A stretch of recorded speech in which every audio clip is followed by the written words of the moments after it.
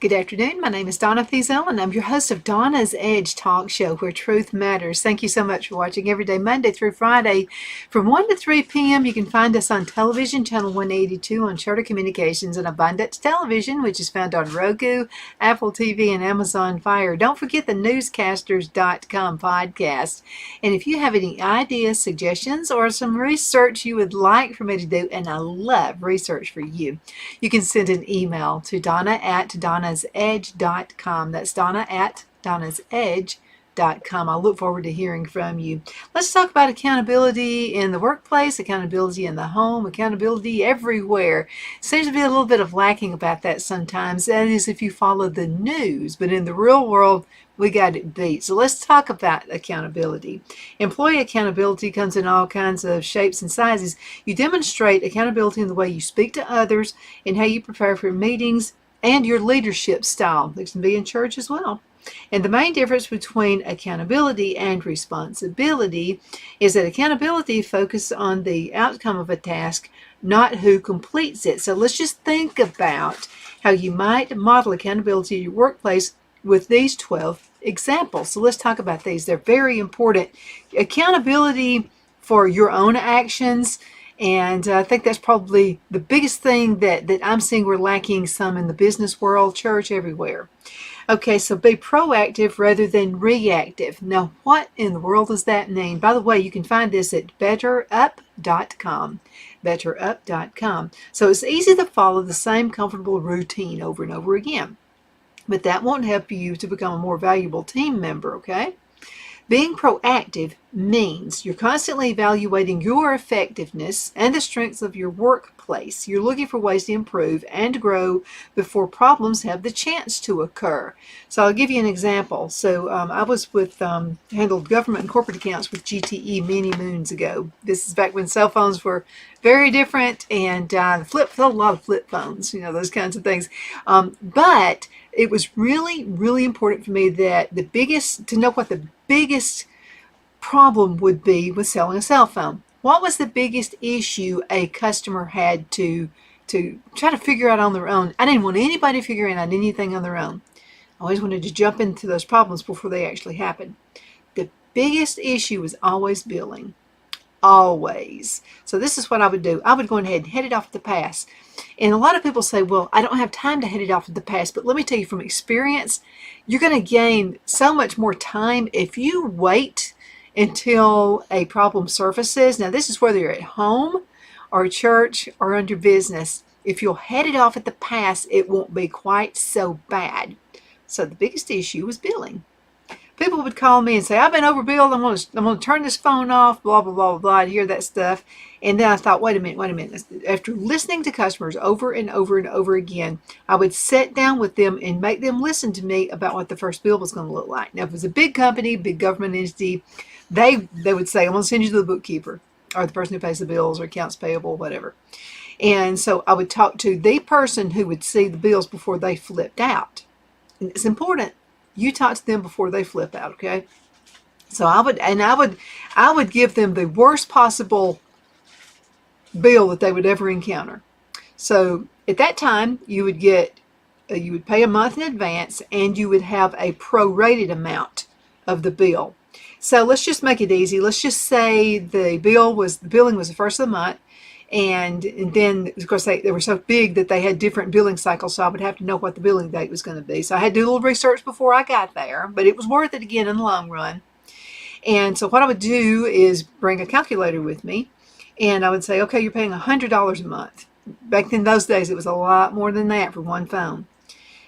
So your billing is on the first of the month, and so we're here on the 15th of the month. That's half the month. So basically, instead of $100 for your phone bill plus taxes, you'll be paying $150. So it's much more important to me for me to tell that customer and for them so they can know what to expect. Now, a lot of times I would tell them, and we would run these promos where they would have like a $30 or $40 connect fee. I was able to not let the customers be charged with those connect fees. But I would do a follow-up before I got to my customer, because I promise you, somebody would just slip the ball somewhere and the customer would see a $40 connection fee per line. Now, if it's a big company, and it's a big company and they had, say, 20 or 50 or 100 lines, you can imagine what kind of a bill that would be. I would head it off the pass. And I would even say, don't open the bill until you see me. So we would get there and we would sit down. I'd say, okay, open your bill. So they would open up the bill and then they'd go, ah. And I'd go, okay, I've already talked to them. They charged you the connect fees. I've already got you credit for it. If you're there as a solution person and you be proactive and you look out for that customer's first, okay? Same thing in church, same thing at the house. Same, you're running a household, same deal.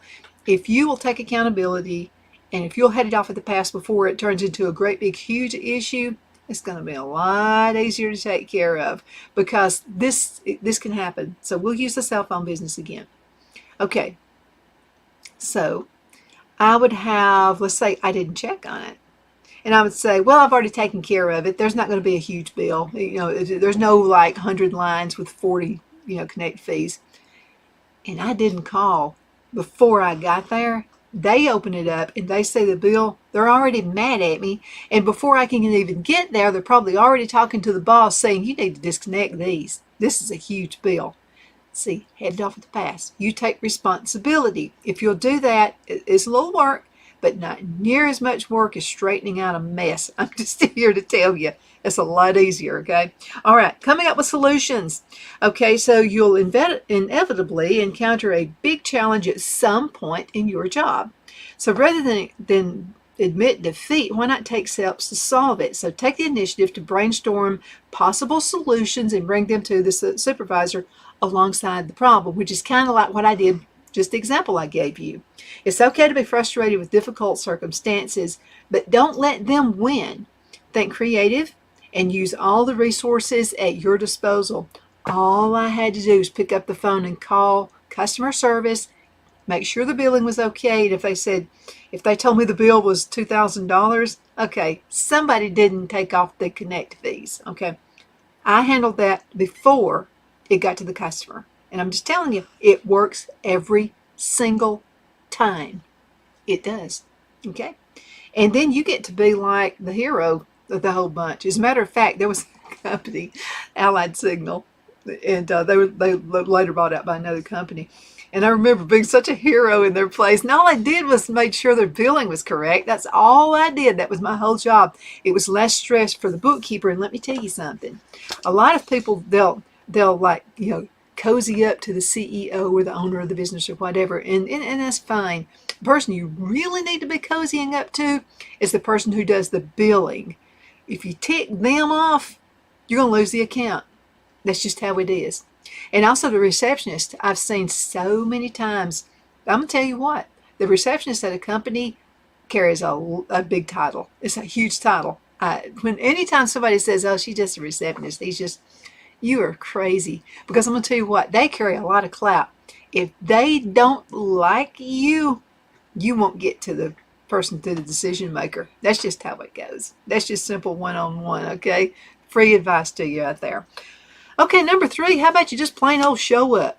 A lot of people are not showing up for jobs anymore. They're coming in late. They're doing whatever, The person who has been taught all of this, if you teach your children all the things I'm telling you right now, if you only do the first 3, and the first 3 would be being proactive rather than reactive, coming up with solutions before it actually hits, and showing up on time, your kids will be the most successful kids in the area. I mean, they'll always have a job. As a matter of fact, they'll always make a lot of money, and if there's a layoff of some sort, your kids are going to be the last ones laid off. You need to teach this to your kids ground up. Okay, show up.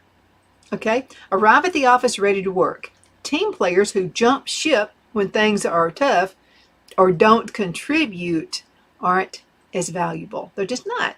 Show up to the team meeting on time. Maybe even a little bit ahead of schedule, not 2 hours ahead of schedule because you're busy and you got things to do, but a little ahead of schedule. Be ready to flex your skills and offer a hand when a coworker needs help. It's called team player, okay? And we're seeing a little bit less of that too.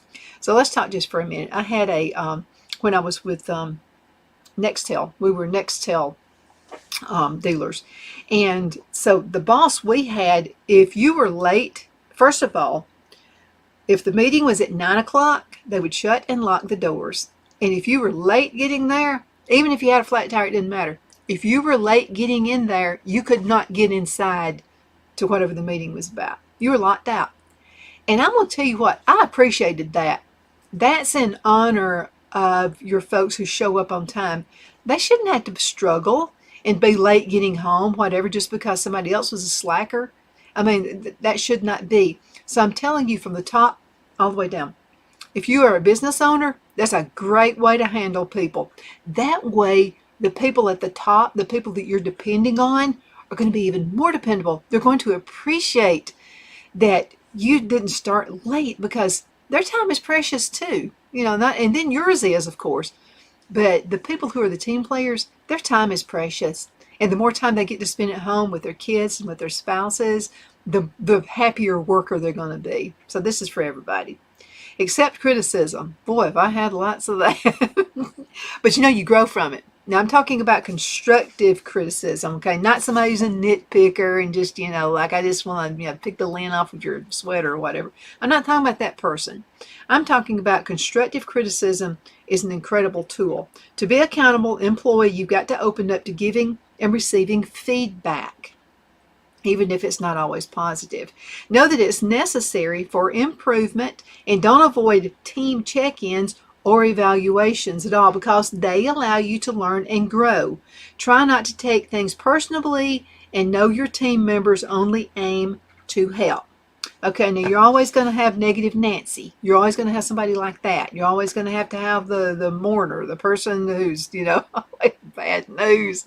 Everybody's got bad news every once in a while, but I'm talking about the person who never has anything good, ever. And so they want to equate that to you. They want to turn it over to you, and then it makes you have a rough day if you sit there and listen to it. Best thing to do, I've learned, I grew up in a home that wasn't the best, okay?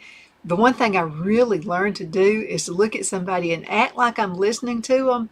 And if it's a bunch of nonsense, I just sit there and nod like that. I let it go in one ear, completely out the other, because what you listen to and what you read, that's really important. That turns into you. That helps build your character, whether it's good or bad. So, but accept criticism. Let's talk about this. Okay, even if it's not always positive, you need to listen, okay? All right, know that it's necessary for improvement, and don't avoid team check-ins or evaluations because they allow you to learn and grow. Try not to take things personally, and know your team members' only aim is to help you. So your boss, I loved meetings with my boss. I loved them because I wanted to do better. I wanted to be better. I wanted to be the best employee. I wanted to be the best thing that ever happened in the cell phone business in the area I was in. I wanted that. So I was always listening. Now, I didn't agree with like every single thing, but 99.9% yes. And it really helped me, okay? To me, it was better than going to a boring meeting that was going to last, like a week in headquarters, which is in Nashville at the time. To me, it was worth that. I'm spending time away from my family, a teenage boy, and all this kind of stuff, and I wanted to be at home. And I wanted to be with my clients. I wanted to take care of them too. I would just rather have the meetings with the boss. They're just better. That is if you got a good boss, by the way. Speak up. A lot of folks say, well, I don't think I need to put my input here. Maybe I don't need to do that. Yeah, you kind of do. Okay, in a nice, gentle way, okay? So speak up. There's a time to listen and a time to speak up. Maybe you're in a meeting with your team and a manager assumes an idea that they didn't like was someone else's idea when it was actually your idea. Rather than letting others take the blame for you, speak up, take responsibility. Something happened, like I tore up the printing machine. And you did it. Well, go on ahead and say I did it. Let me tell you what I did one time. And my boss said, I thought he was just going to have a fit. So they had this really expensive phone system. I mean, it was just like thousands of dollars what this thing cost.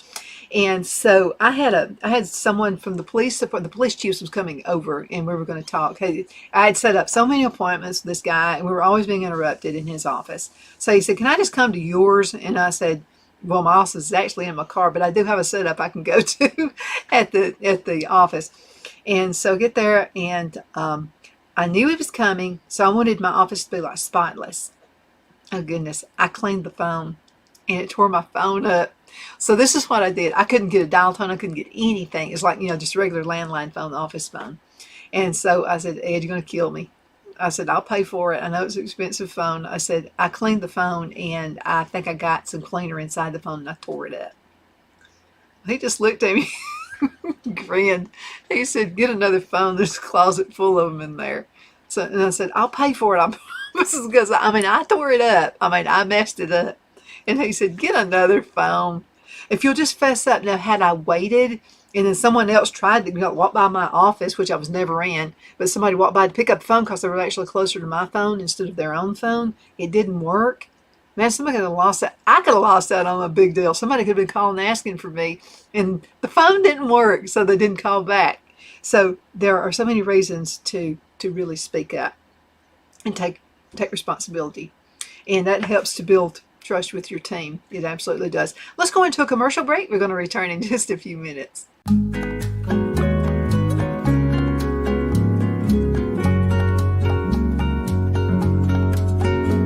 At Lamone's Mexican Restaurant, located in Henniger, Alabama, and voted Best Mexican Restaurant of DeKalb County, Alabama 2020, we're here to serve you with authentic Mexican cuisine. Order easily online by going to lamonsmex.com or call 256-657-3999 to place your order. We're open Sunday through Thursday, 11 a.m. to 9 p.m. and Friday and Saturday, 11 a.m. to 10 p.m. Whether you're celebrating a cozy date night for two or a celebration for a crowd, at Lamone's you'll love our atmosphere and friendly servers. Thank you for dining with Lamone's Mexican Restaurant.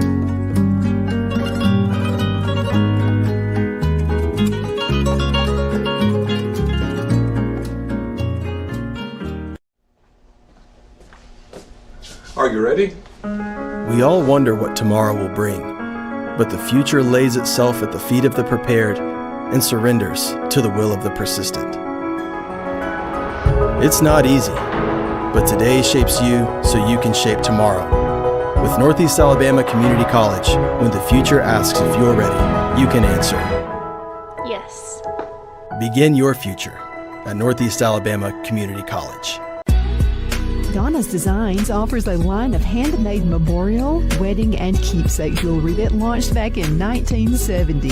I'm a self-trained jewelry designer, and I will work closely with you to create unique designs you can love and treasure for years to come. Whether that be flowers that were used in a funeral arrangement or stones you found on the beach at a memorable trip, call me at 256-659-4319, and let's think of the possibilities.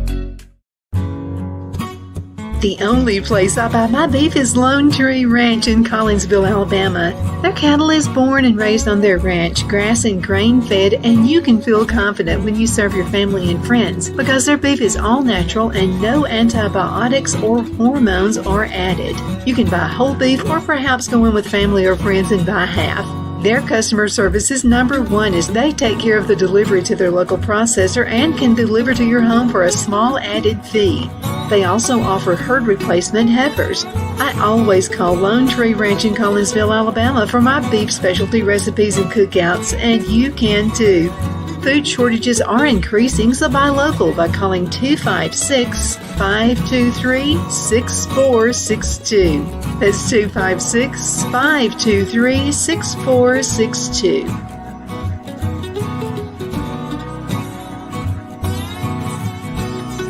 At Liberty Bank, we're all about community, whether it's to help with a charity fundraiser or help families in need. Toys at Christmas or a local football team, we're here for you. You see, we realize the importance of family. Sometimes it's to build a new home or necessary home repairs. We're here for you.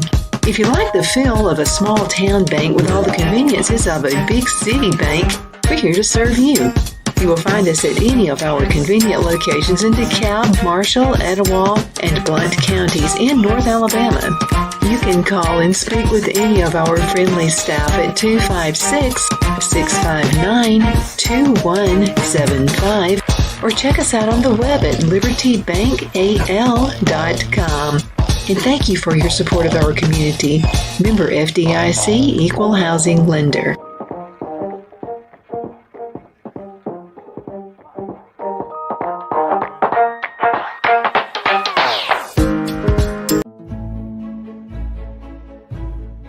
The Hatter Cafe and Country Inn is nestled in the northeast corner of Alabama the Beautiful in the delightful town of Mentone. We're located on top of scenic Lookout Mountain near Little River and DeSoto State Park and located only 5 minutes from shopping and restaurants. There is also a nearby community walking path and golf course. We welcome everyone through the doors and we are committed to outstanding service for all guests. At the Hatter Cafe and Country Inn, we invite people from all walks of life to come and get away from it all, enjoy the open spaces, treetop views, fresh, clean air, and experience Southern hospitality at its finest. We look forward to hosting you. To reserve a special event, or if you would love a special getaway at the Country Inn, you can call us at 256-634-2018. Okay, we're back. I got to hurry up and get with this. These are some really, really good things right here. And these are 12 ways to be accountable, whether that be in your workplace, your church, or at home. All of these fit your entire lifestyle. We're at number 6, communicate effectively. Every workplace values strong communication skills. So make sure you share those ideas and instructions concisely so others can learn from you. There's nothing worse than having an idea and you don't know how to express it. And you got it, man. You just know it'll be a life changer for the business. It'll be a life changer for the church. It'll be a life changer for your home. And you can't get the point across. Oh, man, there's nothing worse than that. Don't be afraid to voice your concerns if you're lost or confused about something either. I mean, if you're in a meeting, everybody's in a hurry, people are half listening, the person maybe giving the presentation is in a hurry, and they don't really articulate and they don't talk about what the decision is. Please be the person, because everybody else is probably going through the same thing you are.